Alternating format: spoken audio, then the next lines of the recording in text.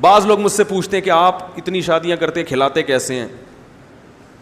میں نے کہا تمہیں کوئی تکلیف ہے, کوئی پرابلم ہے؟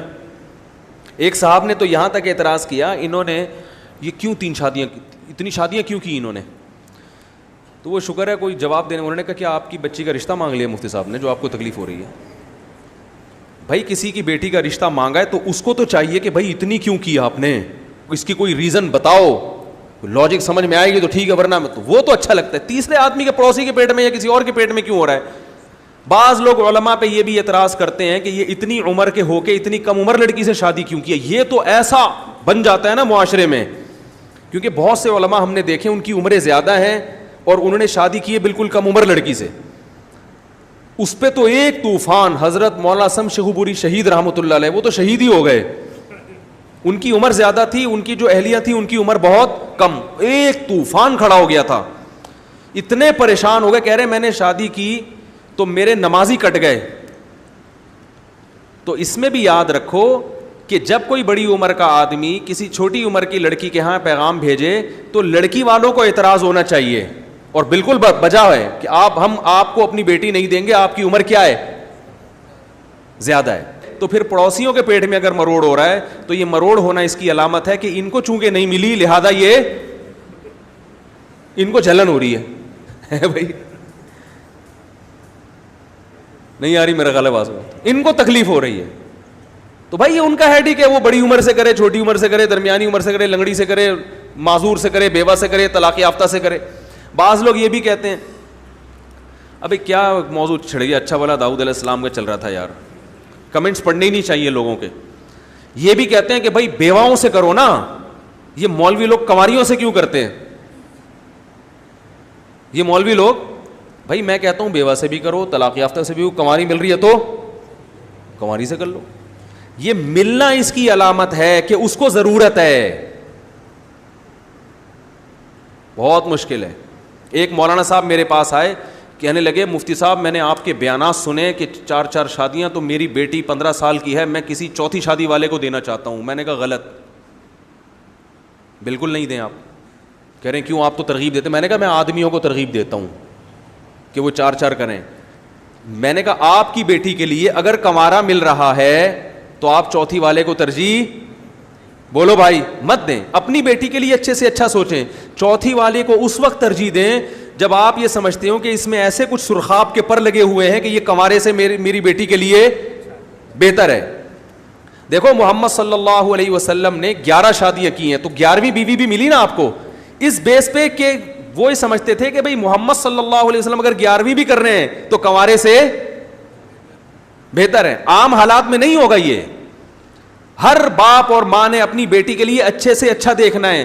بسا اوقات چوتھی والا اچھا ہوتا ہے کنوارے سے, لیکن عام حالات میں کنوارا اچھا ہوتا ہے, چوتھی کیا دوسری والے سے بھی اچھا ہوتا ہے. وہ اپنی بیٹیوں کے لیے اچھے سے اچھا سوچنا ہے. کنوارا ملے تو دوسری والے کو نہیں دینا, اور دوسری والے کو اگر دے رہے ہو تو اس بیس پہ دینا ہے کہ بھائی یہ درجنوں کنواروں سے اچھا ہے. اس میں کچھ ایسے آپ کی خیال میں سرخاب کے پر لگے ہوئے ہیں, اس کے آپ سمجھتے ہو کہ یہ کنواروں سے بھی کیا ہے زیادہ.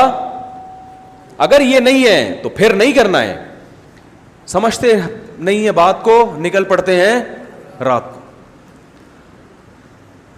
تو مردوں کو میں ترغیب دیتا ہوں آپ کوشش کریں, اور لڑکی والوں کو کہتا ہوں آپ کوشش کریں کہ کنوارا مل جائے.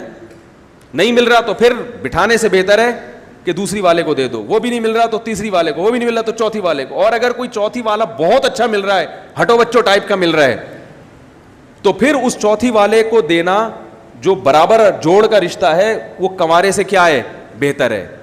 کیونکہ ایک جرمن خاتون کا میں نے قول نقل کیا اپنی کتاب میں, جرمن انگریز عورت کہہ رہی ہے کہ میں کسی اہل آدمی کی 10ویں بیوی بن جاؤں یہ مجھے زیادہ پسند ہے بنسبت اس کے کہ میں کسی نا اہل کی اکلوتی بنوں.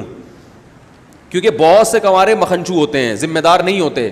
تو انگریز عورت لکھ رہی ہے اور اپنے معاشرے کو زیادہ شادیوں کی ترغیب دینے کے لیے لکھ رہی ہے کہ زیادہ شادیوں میں فائدہ یہ ہوگا کہ عورت کو بسا اوقات کنوارا ڈھنگ کا نہیں مل رہا ہوتا, اسے پتا ہوتا ہے کہ ایک آدمی کی 10ویں بیوی بن جاؤں گی نا وہ میرے لیے زیادہ اچھا ہوگا بنے اس مکھنچو کے. آپ کو نہیں کہہ رہا, کوئی بھی ہو سکتا ہے وہ.